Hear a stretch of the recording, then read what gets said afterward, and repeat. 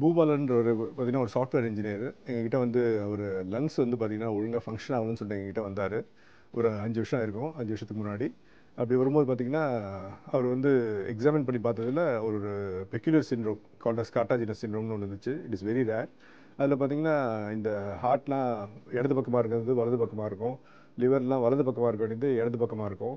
அப்புறம் இதில் நுரையீரலையும் பார்த்தீங்கன்னா கொஞ்சம் சீழ் வச்ச மாதிரி இருந்துச்சு. அப்புறம் ஒரு சைனசைட்டிஸ்னு ஒரு ப்ராப்ளம் இருந்துச்சு.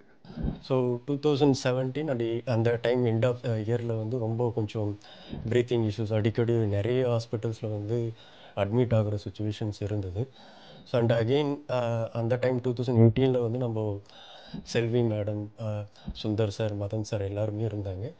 ஸோ அவங்க எனக்கு இன்னும் டவுட் ஒரு முறை ஒரு டெஸ்ட் இன்டெப்த்தாக எடுத்து ஓகே வில் கோ ஃபார் வந்து லங் டிரான்ஸ்பிளான்ட்டு.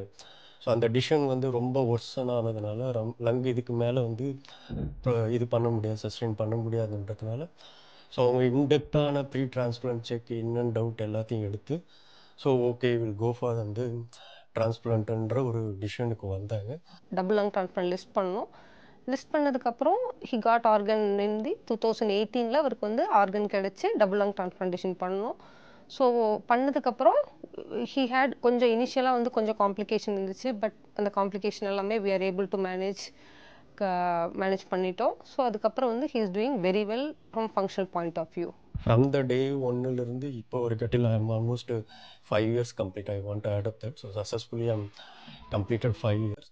அண்ட் இப்போ வரைக்கும் எதுவும் மேஜராக எந்த இஷ்யூஸும் இல்லை. ஈவன் ரெகுலர் செக்கப்புக்காக தான் நான் இப்போவும் வந்திருக்கேன். So I think I am completely good. Normal person என்னென்ன பண்ணுறாங்களோ I am doing the same activity.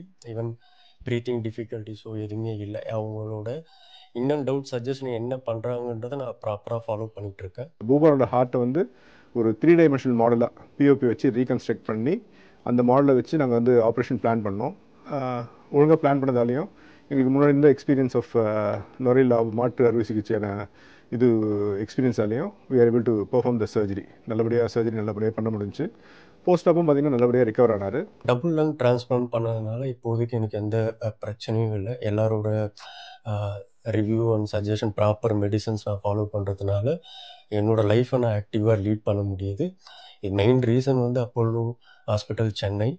And definitely like everybody part of the doctors or everybody part of in Apollo Chennai. Thanks actually.